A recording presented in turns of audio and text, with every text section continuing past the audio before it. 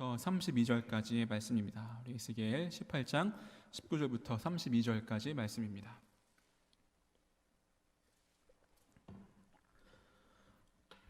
우리 함께 봉독하시겠습니다. 그런데 너희는 이르기를 아들이 어찌 아버지의 죄를 담당하지 아니하겠느냐 하는도다.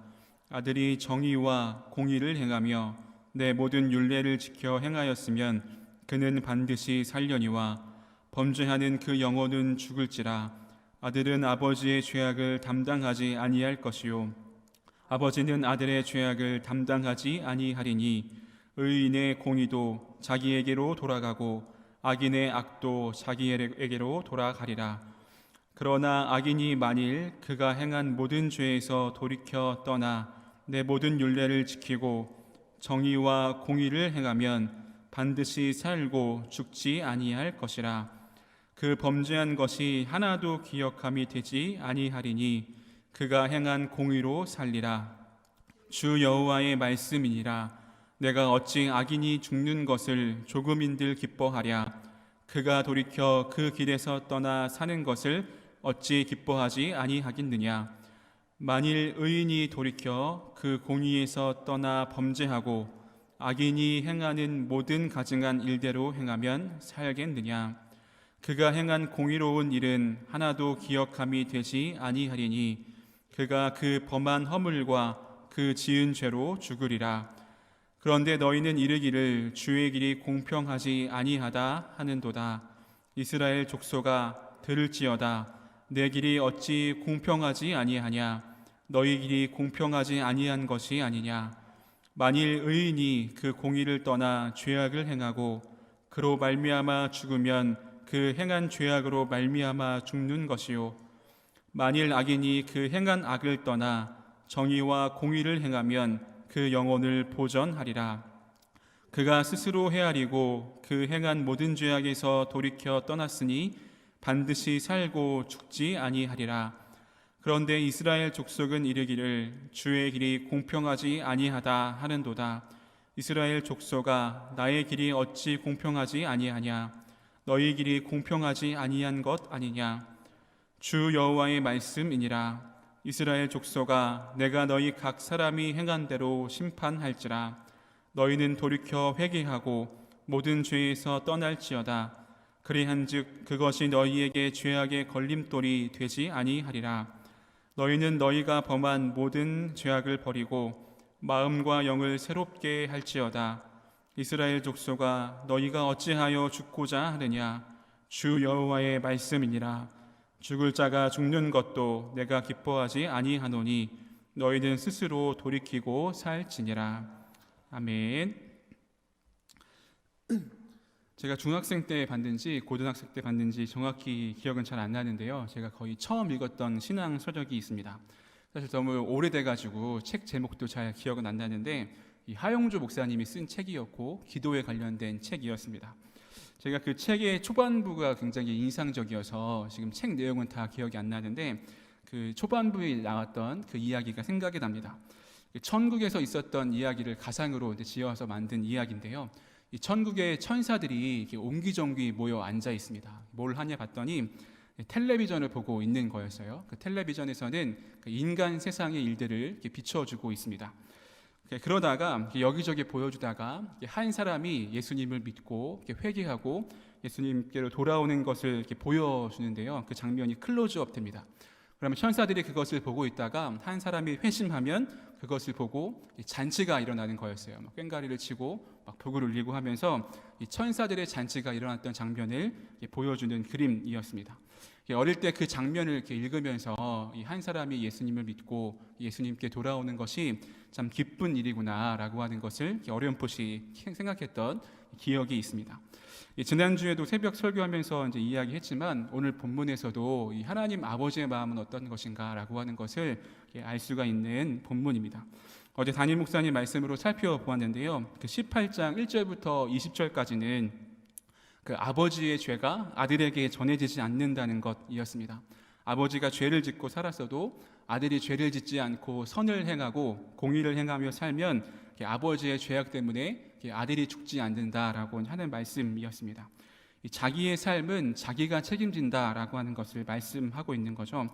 이 에스겔이 이렇게 말씀하고 있는 이유는 여러 가지 이유가 있겠지만 어떤 책에 보니까 이 포로 생활 중에서 이방 신을 숭배받도록 압력을 받고 있는 상황 속에서 포로 생활을 하고 있는 이스라엘 백성들이 여러 가지로 생각이 나뉘었을 것이다 라고 하면서 하나님이 다시 한번 이 신앙이 혼탁해지고 있는 이스라엘 백성을 향하여서 진짜 신앙은 이런 것이다 이제 말씀하고 있는 것입니다. 그래서 하나님은 자신의 책임을 회피하려고 하고 자기의 노력 없이 편승하려고 하는 사람들을 향하여서 하나님의 뜻이 무엇인지, 개인의 선택과 책임이 얼마나 중요한지 이야기하고 있는 것이죠. 그런데 사람들의 반응은 어떤가요? 우리 19절 말씀 초반절까지 한번 읽어보겠습니다. 19절 같이 읽어보겠습니다. 시작. 그런데 너희는 이르기를 아들이 어찌 아버지의 죄를 담당하지 아니하겠느냐 하는 도다. 네, 여기까지만 읽겠습니다. 여전히 그들의 마음은 곤고합니다. 아들이 어찌 아버지의 죄를 담당하지 않느냐 말하고 있는 것이죠. 이 세상의 가치관이, 우상의 가치관이 여전히 그들을 사로잡고 있음을 알 수 있습니다. 하나님이 계속 경고하시지만 여전히 그들의 신앙과 가치관을 바꿀 마음이 없는 것처럼 느껴지는데요.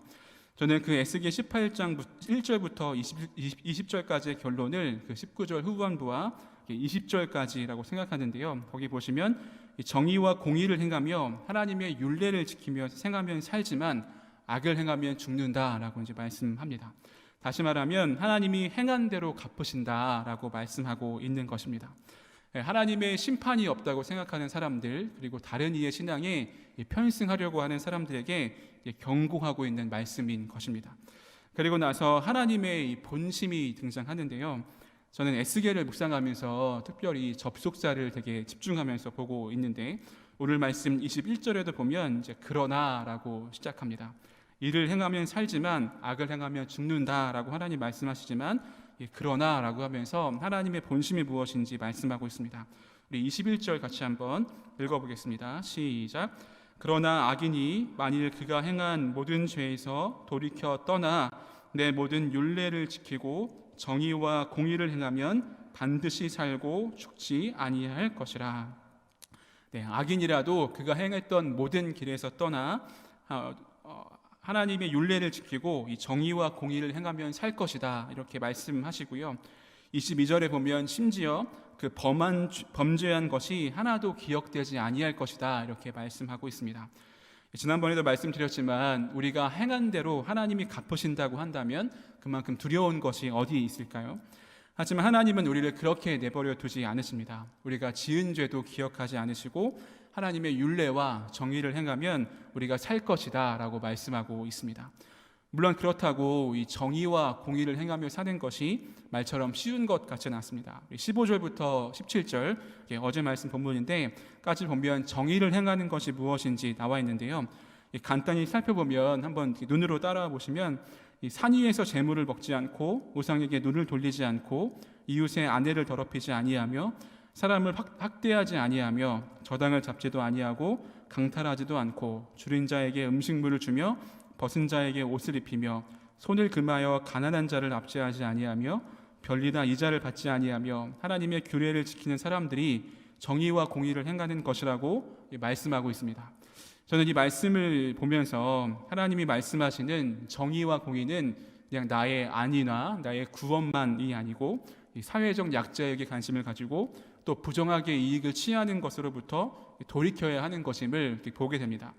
우리가 이렇게 정의와 공의를 지키는 것이 쉽지 않고 참 어려운 길이다라고 하는 것을 볼 수 있는데요. 그래서 예수님은 이 그리스도인으로 살아가는 삶을 이 좁은 문으로 들어가는 삶이라고 이제 말씀하십니다. 그러나 하나님을 떠나 악을 행하는 세상에서의 삶은 조금 전에 말하는 이 정의를 행하는 것과는 정반대로 사는 것임을 알 수 있고 또 세상에서는 그것이 당연한 것처럼 느껴집니다. 제가 최근에 듣고 깜짝 놀란 이야기가 있습니다. 몇 달 전에 저희 아내가 대학교 친구를 만난다고 지안이랑 아들과 같이 원주에 있는 친구 집에 갔습니다. 갔다 와서 했던 그 친구 얘기를 해주면서 깜짝 놀랐는데요. 그 친구도 이제 결혼해서 아이를 낳고 지안이보다 1살 어린 아이를 키우고 있는데 남편도 있는데 남자친구가 있다는 거예요. 그래서 그냥 남자인 친구가 아니고 정말 이 정서적 교감을 나누는 남자친구가 있대요. 그러니까 애인인 거죠. 남편도 있으면서 남자친구도 있고. 그래서 어떻게 그럴 수 있냐 했더니 자기 주변에 비슷한 또래 이런 사람들은 다 그런다는 거예요. 그러니까 어린 아이를 키우면서 이렇게 신혼생활을 하고 있으면서 자기 또래의 그 사람들이 보통 다 남자친구가 있다라고 하더라고요. 제가 그 이야기를 듣고 얼마나 이렇게 놀라고 충격을 받았는지 모릅니다. 그리고 그 상대편인 남자도 어린 20대 초중반 아이인데 이 여자가 유부녀인 걸 알면서도 그렇게 교제를 한다고, 교제가 좋은 말인지 모르겠지만 아무튼 그렇게 한다고 하더라고요. 너무나 충격이었어요.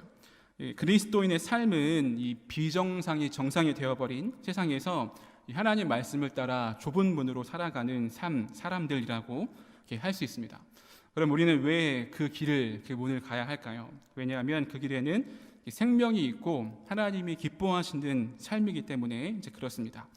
우리 23절을 같이 한번 읽어보겠습니다. 23절 같이 읽겠습니다. 시작. 주 여호와의 말씀이니라. 내가 어찌 악인이 죽는 것을 조금인들 기뻐하랴. 그가 돌이켜 그 길에서 떠나 사는 것을 어찌 기뻐하지 아니하겠느냐. 네, 하나님은 악인을 무자비하게 심판하실 것처럼 말씀하시지만 하나님의 본심은 그 악인이 죽는 것을 기뻐하지 않으신다라고 말씀하시면서 그가 돌이켜 그가 살았던 삶을 떠나 돌이키는 것을 기뻐하신다라고 말씀하십니다. 또 이어지는 말씀에서는 반대로 의인으로 살다가 악을 행하면 죽는다라고도 말씀하고 있습니다.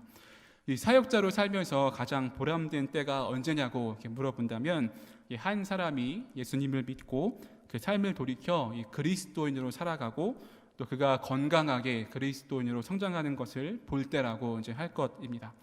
제가 이게 진급 과정 중에 있는데 진급을 하다 보면 이제 목사님들과 진급 상담이나 면접을 봐야 될 때가 있거든요.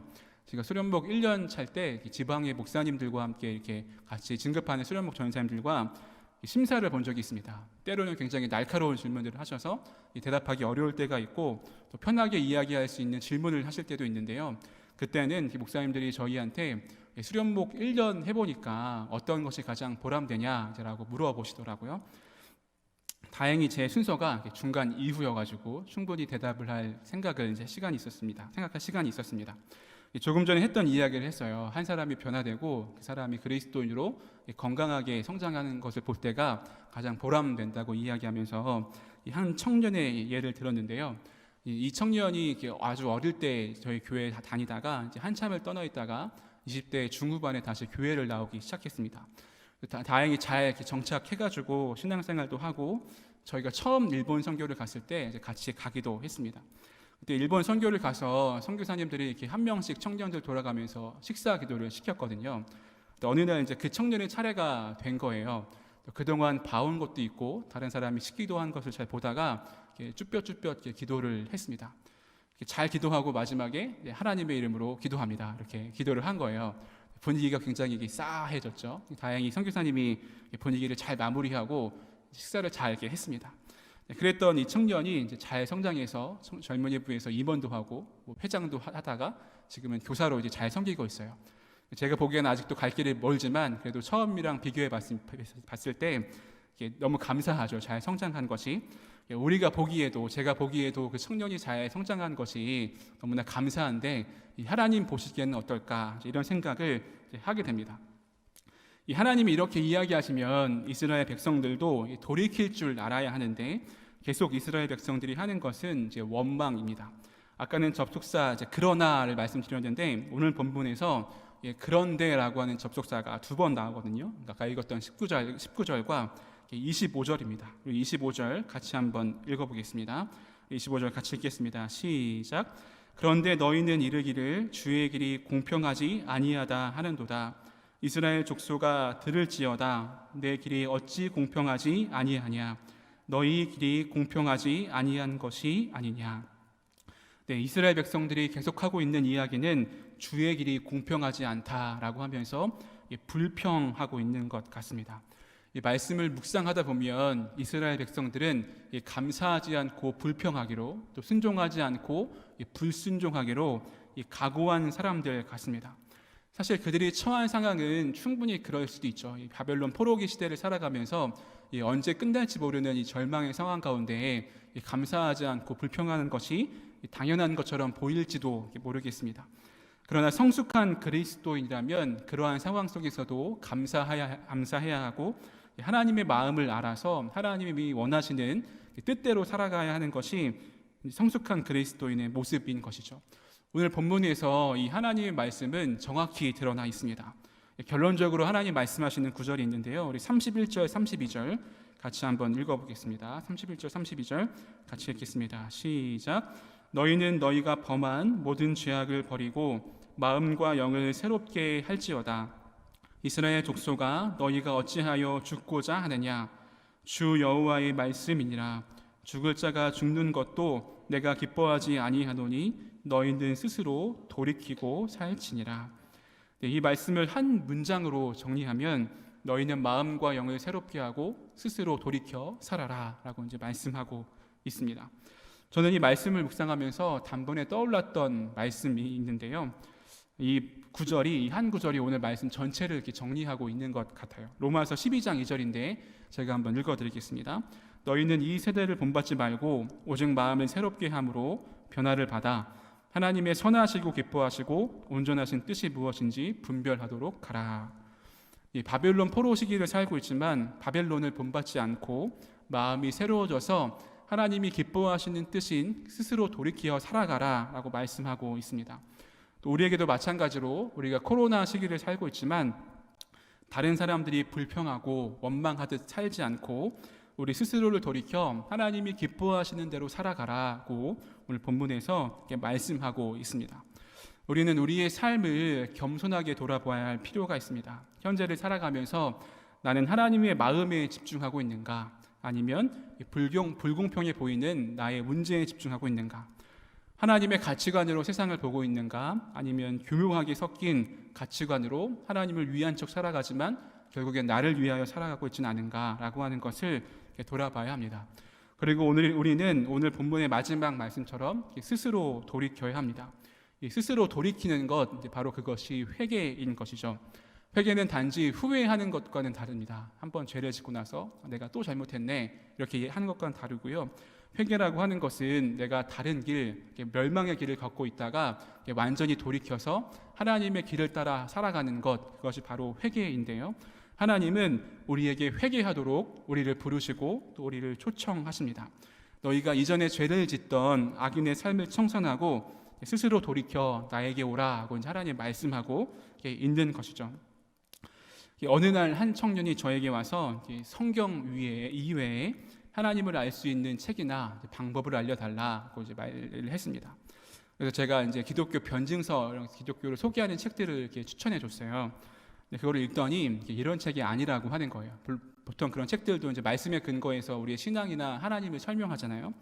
그런데 이제 성경이 아니고 다른 책에서 하나님을 알 수 있는 방법을 알려달라고 하길래 한번 만났습니다. 그래서 왜 그러냐고 했더니 역시 문제가 있었더라고요. 자신의 삶에 오래된 문제가 있었다는 거예요. 그러니까 아주 어릴 때부터 그 문제 해결을 위해서 열심히 기도해 왔는데 10여 년이 넘는 세월을 기도해 왔는데 하나님이 자신의 기도를 들어주시지 않고 나의 문제를 해결해 주지 않는다라고 하면서 이 솔직한 말로 하나님이 너무나 원망스럽고 이제 하나님의 존재가 너무 이렇게 부정돼서 다른 성경이 아닌 다른 책에서 하나님을 좀 알고 싶다 이렇게 이야기를 하는 거였습니다. 그래서 제가 이제 같이 말씀 훈련을 좀 해보자, 몇 주 동안 해보자라고 해서 이제 그것도 받아들이더라고요. 그래서 몇 주간 같이 말씀 훈련을 하면서 자기의 삶을 돌아볼 수 있는 일들을 계속 이렇게 시켰습니다. 말씀 훈련을 이제 하다 보니까 이 청년이 얼마나 하나님에 대해서 오해하고 있는지 알겠더라고요. 그래서 그런 것들을 잘 설명해주고 또 삶의 이야기를 들어주고 또 같이 또 아파하고 또 그렇게 말씀을 들어주고 기도해주고 이렇게 했습니다. 그랬더니 다행히도 이제 말씀 훈련이 끝나고 자기가 잠깐 방황했었다고 이제 하나님 말씀이 믿어지고 하나님의 사랑이 경험된다고 이렇게 쿨하게 얘기하더라고요. 제가 얼마나 가슴앓이를 한 건 모르고 쿨하게 이렇게 얘기를 했습니다. 저는 이 사건을 겪으면서 참 감사한 마음이 이렇게 들었어요. 문제가 생기고 하나님을 원망하는 마음이 들었지만 그래도 이렇게 목회자에게 찾아와서 그 문제를 이야기하고 또 말씀으로 자신의 삶을 돌아보면서 스스로 돌이킨 게 이런 삶이 아닌가라는 생각이 들었습니다. 제가 얼마나 대단한 말씀을 했겠어요. 자기가 그 말씀 앞에서 자신의 삶을 돌아보면서 스스로 돌이킨 이 삶인 거죠. 하나님이 이 청년을 보고 얼마나 기뻐하실까 이런 마음이 들었습니다. 제가 이제 이 청년이 군대 가 있는데 너무나 이제 좀 얼마 없지만 군대 가 있는데 군대 가서 열심히 성경 읽으라고 그랬더니 성경을 열심히 읽고 저에게 편지를 보내왔어요. 편지지 3장의 분량에 자기가 말씀 묵상한 것 그리고 말씀 읽으면서 궁금해한 것들을 써서 저에게 보내왔더라고요. 그래서 제가 속으로 그리고 요즘 군대 편해졌네, 성경 읽을 시간도 있고 뭐 이런 생각도 하면서 참 대견하다라는 생각도 들었습니다. 하나님이 마찬가지로 저와 여러분을 기다리고 있습니다. 악에서 떠나 이 세대를 본받지 않고 마음과 영을 새롭게 해서 하나님이 기뻐하시는 그 스스로 돌이키는 삶을 살라고 우리에게 말씀하고 있습니다. 또 하나님의 뜻을 분별하라고 이제 말씀하고 계시죠. 우리가 오늘 말씀을 따라서 오늘 하루 또 우리의 삶 속에서 어떠한 상황 속에서도 원망하거나 불평하지 않고 탓하지 않고 하나님이 기뻐하시는 스스로 돌이키는 삶을 살 수 있는 우리 모두가 되기를 간절히 소망합니다.